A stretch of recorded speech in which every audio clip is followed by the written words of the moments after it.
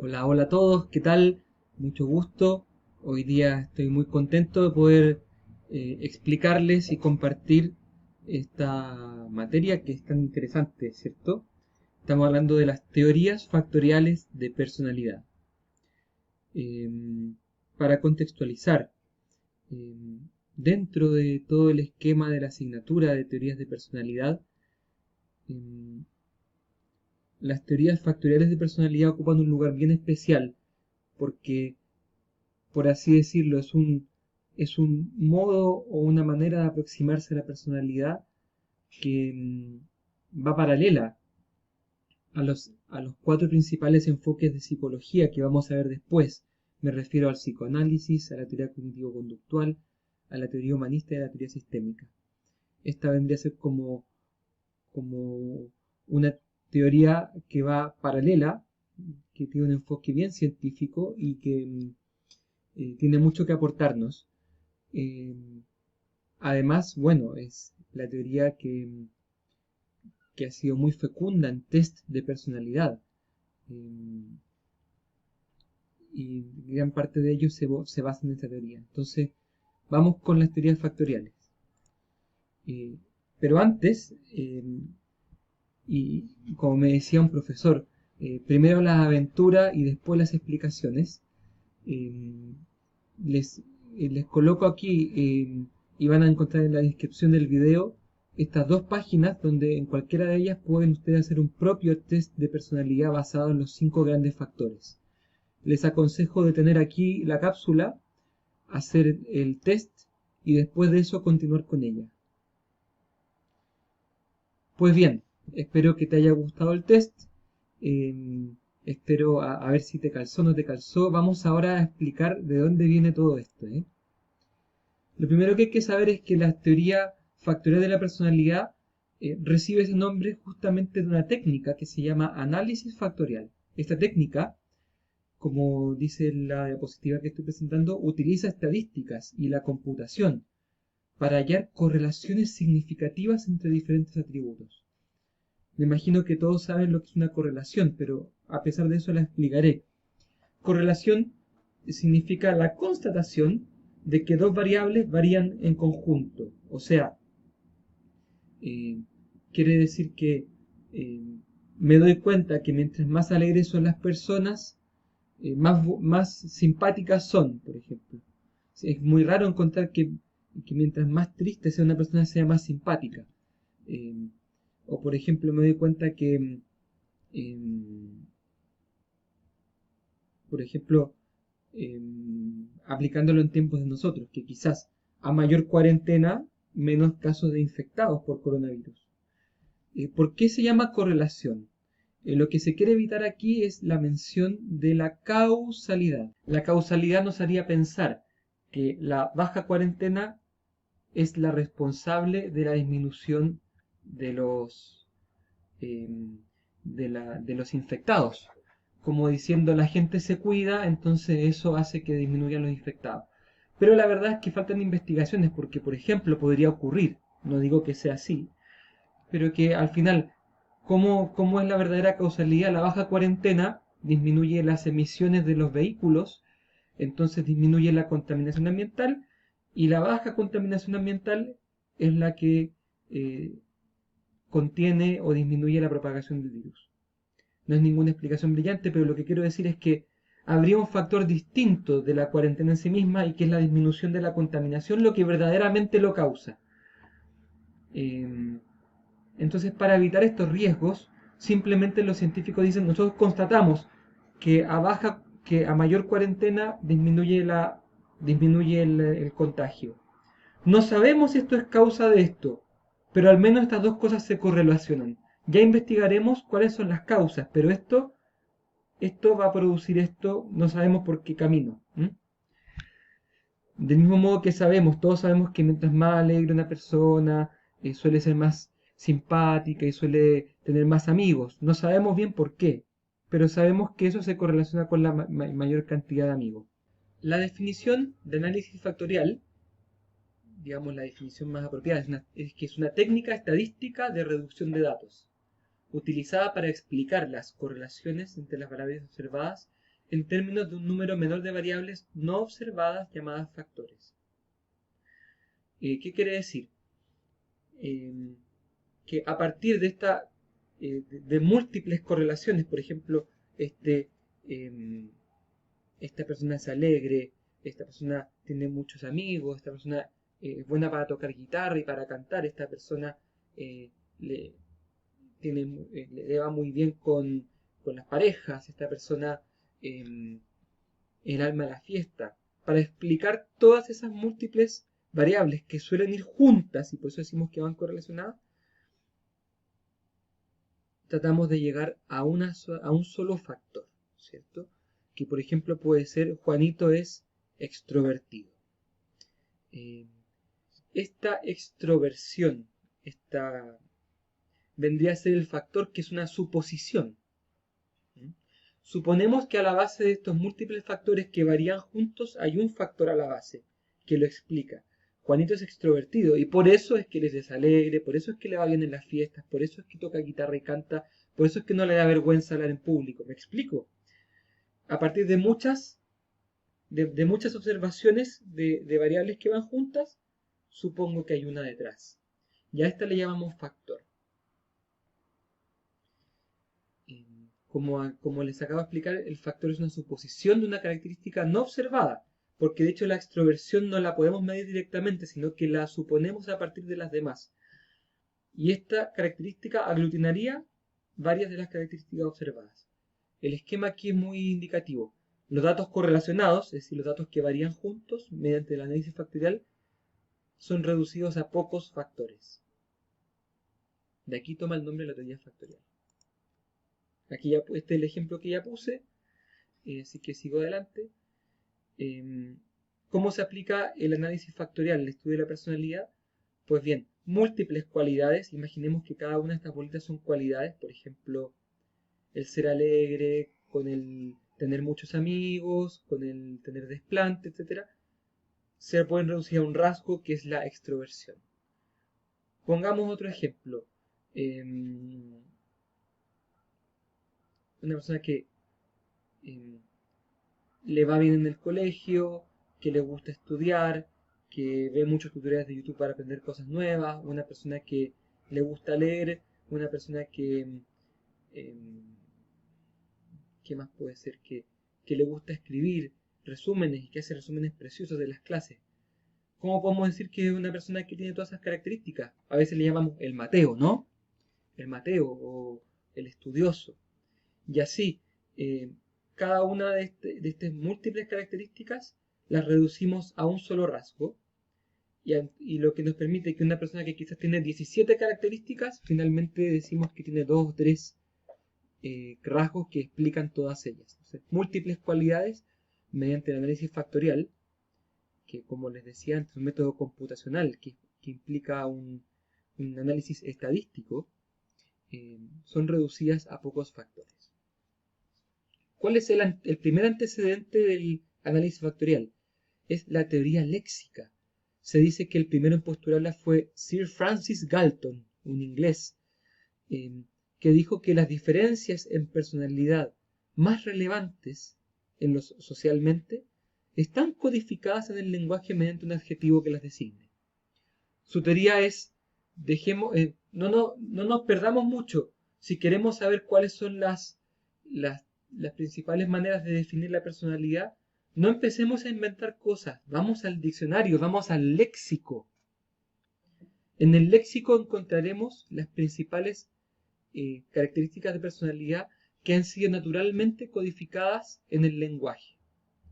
Su hipótesis sugiere que mediante el idioma es posible derivar una taxonomía o un grupo de nombres exhaustiva de los rasgos de personalidad.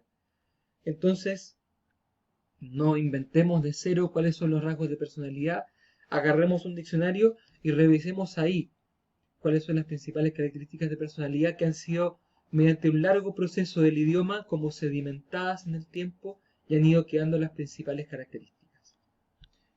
Esta teoría léxica fue puesta a prueba por nuestro papi, Gordon Allport, quien reunió casi 18.000 adjetivos, OMG, ¿cierto?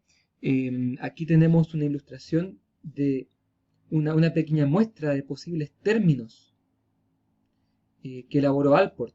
Una partecita, mira. Abrupto, distraído, abstemio, académico, complaciente, exacto, condescendiente, adquisitivo, activo, etc. Reunió casi 18.000. Pero, ¿qué hacemos con 18.000 adjetivos? ¡Nos volvemos locos! Imagínate, llena una lista de 18.000 y dime cuáles coinciden contigo. Entonces, bueno, eh, Alport trató de reducirla, hizo una reducción eh, a un grupo más pequeño, unas 300 o 400 palabras parece. Eh, pero fue Cattell, el papi Cattell, eh, Raimundo Cattell, quien utilizó la lista de Alport y la redujo mediante análisis computacional, análisis factorial, a 171 palabras, ¿cierto? Y podemos decir que ya entramos aquí a la teoría factorial. Sin embargo, antes de Raimundo, tenemos a Enrique Murray, quien, muy admirador del psicoanálisis y posteriormente de Carlos Gustav Jung, un discípulo disidente de Freud, va a postular en 1938 20 rasgos que se derivarían a partir de ciertas necesidades básicas del esquema psicoanalítico. Su teoría se puede llamar teorética, porque en realidad no surge a partir de la empiria, es decir, a partir del método científico o de la comprobación empírica de algo, sino que a partir de la teoría. A partir de sus 20 rasgos, él va a postular un test llamado TAT, el test de apercepción temática, que es una serie de historias o de láminas que la persona tiene que verlas y formar una historia a partir de ellas. Y cómo formaría la historia revelaría cuáles son los principales rasgos de personalidad. Sin embargo, no nos vamos a centrar mucho en Murray. Vamos a hablar principalmente de tres teorías factoriales principales. Y la primera es la de Raimundo Cattell. Como ustedes pueden en esta foto, una mirada muy, ¿cierto? Muy especial, Raimundo. Raimundo no lo voy a explicar demasiado porque ustedes tienen un texto en que se explica extensamente la teoría de Cattell, pero si vamos a decir que él es el autor de la teoría de los 16 factores y del test de 16 factores, vamos a decir que su teoría es empírica, es decir, se basa en estudios, en investigación, en base a análisis de múltiples datos recogidos en N cantidad de personas. Y hay que decir que su pretensión era la de armar una teoría o un test que fuera predictivo de la personalidad. Para Cattell no bastaba, para él era muy débil simplemente hacer un test o una teoría que fuese descriptiva, es decir, esto es lo que ocurre. También le parecía un poco básico decir esto ocurre por estas causas. Lo que él quería llegar a decir, él quería llegar a hacer una teoría predictiva, es decir, que en base a este test y a los resultados yo pueda saber qué es lo que tú vas a hacer, cómo te vas a comportar, yo pueda predecir tu conducta. Era muy ambicioso Cattell y quería llegar al máximo del nivel al que puede llegar la ciencia, ¿cierto? Repito aquí, estando el nivel descriptivo, el explicativo y el predictivo, Cattell va a querer llegar al máximo nivel posible de conocimiento científico. Aquí este sería sería el resultado de la aplicación de un test de 16 factores. Fíjense que aquí están los 16 factores: reservado, pensamiento concreto, que se deja llevar por las emociones, sumiso, serio, y sus contrarios, de reservado a extrovertido, pensamiento concreto, pensamiento abstracto, de afectado por las emociones a estable. Entonces, cada persona, según cómo contesta, puede ser puntuada en esta escala de 1 a 10, de manera que algunos estarán más cerca del 1, más cerca de los resultados de acá, o más cerca del 10.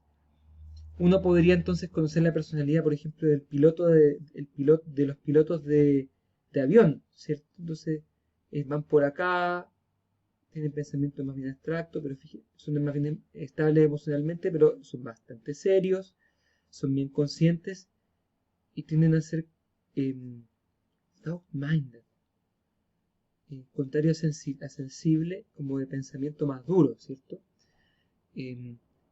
Al contrario de los artistas creativos, que aquí son más bien sensibles. Entonces uno podría aquí contrastar cómo son los principales como rasgos de personalidad de una persona y contrastarlo con cómo son, cómo suelen darse los rasgos de las ciertas profesiones. Y uno podría entonces contrastarse a uno con las profesiones y descubrir en cuáles a uno le iría mejor, ¿cierto? ¿Se entiende? Bueno, más información sobre Cattell la podrán conocer en el texto que están leyendo. Luego tenemos a nuestro amigo Juan Eysenck, quien va a buscar factores explicativos que estén ligados a la biología.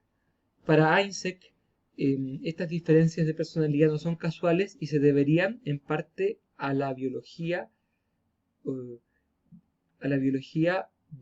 la persona. Habrían ciertos tipos biológicos que derivarían en factores de personalidad.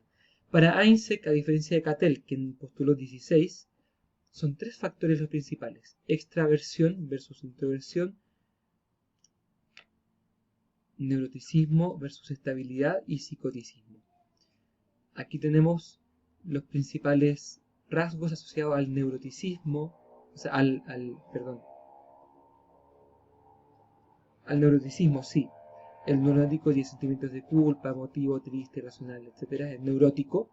El psicoticismo, el psicópata, sería, no psicópata en el sentido negativo, sino que en el sentido que plantea Eysenck, agresivo, impersonal, etc. Y el extrovertido, sociable, vital, despreocupado. Entonces, cada persona podría ubicarse en alguna de estas 3 mientras más se acerque a ellas o menos se acerque a ellas. Es decir, alguien podría ser más o menos neurótico, más o menos psicótico, más o menos extrovertido. Y cada uno de estos atributos vendría anclado en cierto modo a la biología. Hay aquí una superposición muy interesante entre la teoría de Eysenck y la teoría de los humores que plantean Hipócrates, ¿cierto? Este griego famoso, el médico griego. Entonces, decíamos que en Eysenck había un eje extrovertido-introvertido, neurótico versus estable, ¿cierto? Entonces, habría un calce. El sanguíneo postulado por Hipócrates sería extrovertido y estable. El colérico también sería extrovertido, pero sería extrovertido e inestable, neurótico. El melancólico sería inestable e introvertido, y el flemático sería introvertido y estable. Es bastante interesante esta superposición. Por supuesto que aquí echamos de menos el factor de Eysenck, este de psicoticismo. No está presente, pero sacándolo fuera, los 2 primeros factores tendrían una correlación muy interesante con los humores. Y bueno, y para Hipócrates, recordemos, los humores son una especie de humo o líquido que está dentro del cuerpo. Es muy interesante como Eysenck reflota esta idea tan antigua de que la forma de ser de las personas se debe bastante a la constitución física o biológica. Vamos ahora al último modelo de las teorías factoriales que vamos a revisar hoy día. Es los 5 grandes o Big Five, ¿cierto? Este es el test que en base a esta teoría está hecho el test que ustedes hicieron al comienzo de esta actividad. Hay diferentes autores que han llegado a estos 5 grandes factores. Fiske en 1949, y bueno, los principales que han llevado a la investigación de esto, que son McRae y Costa. Por algún motivo extraño, muchos investigadores desde distintos tipos de lugares y pensamientos han ido llegando a esta idea de que son 5 los grandes factores. Y por eso se ha llamado los 5 grandes, porque parecerá ser que son como 5 que se repiten y que incluso se han estudiado en distintas culturas y en todas ellas parece que son 5. ¿Cuáles son estos 5 factores? Es extroversión, neuroticismo, afabilidad, rectitud y apertura a la experiencia. Cada uno tiene su contrario, ¿cierto? Aunque en realidad la manera exacta de decirlo es que son estos 5 factores de acá que hemos dicho que cuando se dan en alto grado, por ejemplo, alta extroversión, bueno, es que es extrovertido. Baja extroversión es introversión. Bajo neuroticismo es estabilidad emocional. Baja afabilidad. Lo que quiero decir es que a la hora de contabilizar esto, solamente se consideran estos 5 de acá. El extremo de acá lo puse para que ustedes sepan cuánto es el tener bajo de alguno de acá. A ver si de esta manera lo explico bien. Los factores son estos 5. Cuando hay mucho de estos factores, por ejemplo, mucha apertura a la experiencia, bueno, la persona tiene mucha apertura a la experiencia. Cuando tiene muy poca apertura a la experiencia, uno puede decir que es convencional. ¿Ok? Entonces, aquí puse entre paréntesis nombres alternativos con los que se ha conocido algunos de estos factores, porque bueno, estos factores se han postulado en inglés, en español a veces el lenguaje no da, entonces también se ha definido de muchas maneras. En pocas palabras, la extroversión es esta disposición hacia afuera, que tiene que ver con la comodidad de exponerse a las personas, de hablar, de ser alegre. El neuroticismo tiene que ver con la inestabilidad emocional, cuán cambiante es la emocionalidad de una persona. La afabilidad o cordialidad es cuán bien dispuesta está la persona a ser amable, a ser empática. La rectitud, también conocida como meticulosidad, tiene que ver con cuánta capacidad de autodominio tiene la persona para poder llevar a cabo sus valores o cuán meticulosa es para hacer las cosas hasta el final. Lo contrario a ser laxo, a ser relajado, a decir, sí, esto yo sé que está bien, pero bueno, démosle. Y la apertura de la experiencia, que es quizás el nombre más difícil, porque más difícil de entender, pero tiene que ver con la creatividad, con la apertura a cosas nuevas, al arte, etcétera, a pensar las cosas, a darle vuelta, versus el convencional, que ya se quedó en un punto y no quiere saber más y que está fijo. Obviamente para estos autores ninguno de estos es mejor que otro, son simples mediciones y que permiten describir y conocer la personalidad. Es importante entender que la pretensión de estos autores ya no es ni predictiva como Cattell, ni explicativa como Einstein, sino que es descriptiva. Al menos dicen esto se da, no sabemos por qué, ni tampoco queremos predecir, pero esto se da. ¿Cierto? Aquí tenemos tenemos los 5 factores: apertura, extroversión, estabilidad, amabilidad, responsabilidad. Es una especie de escala de mayor a menor y cómo se correlacionaría con ciertos trastornos de personalidad. Es muy interesante como para que vayan viendo, este es un ejemplo en realidad, no es para que se lo aprendan, pero para que vayan viendo cómo se ha ido desarrollando el sistema de los 5 factores y se ha ido haciendo análisis y correlaciones con trastornos de personalidad. Bueno, aquí tenemos a Jack Block, quien se atrevió a hacer una crítica al famoso Big Five. Él dice que el Big Five tiene correlación interna. ¿Qué quiere decir eso? Que también los 5 grandes factores varían juntos algunos, entonces que se podrían a su vez reducir a menos factores. La opinión de Jack Block es que se pueden reducir a ego resiliencia o resiliencia del yo, la capacidad de adaptación, y a ego control, el control del yo o autodominio. Todos los 5 se podrían redirigir a estos dos. Bien, para terminar, es importante volver a mirar esta unidad que estamos trabajando.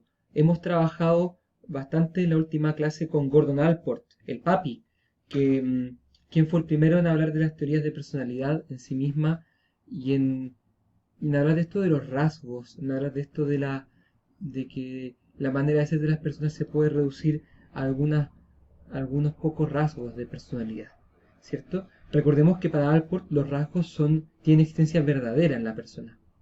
Los teóricos posteriores como Cattell, Isaac y el Big Five como teoría general no se enredan tanto en decir si existe o no existe. Al menos dicen que son útiles estas características y dicen que es susceptible de conocer y de postular estos factores. Si son reales o no son reales no es problema de ellos. Lo que a ellos les importa es que esto permita describir, sistematizar la conducta humana, en algunos casos predecir, y así tener un mayor conocimiento humano. acerca del valor de las teorías factoriales es discutible. Algunos le asignan un gran valor, especialmente porque son teorías científicas que se basan bastante en la investigación empírica, que se han puesto a prueba en muchos continentes y han ido llegando y consolidándose en un cuerpo bastante como sólido y sedimentado de conocimiento, mientras que otros dicen, bueno, esto ni siquiera sabemos si es real. Además, algunos dicen, bueno, los test de personalidad no arrojan otra cosa que los mismos factores que se están preguntando, entonces no hay ninguna novedad. Em, pero lo cierto es que la teoría factorial de la personalidad está bastante viva, eh, sigue habiendo mucha investigación respecto a esto y seguirá habiendo. Y gran parte de los cuestionarios que quizás ustedes en el día de mañana van a aplicar a sus pacientes o a, los, o a otras personas va a estar basada en el DICFAG. Es muy bueno que ustedes sepan de dónde vienen estas pruebas y entiendan cuál es el trasfondo. Espero que les haya gustado, que hayan entendido. Cualquier pregunta me escriban al correo, ustedes ya lo conocen. Que tengan un buen estudio. Hasta luego.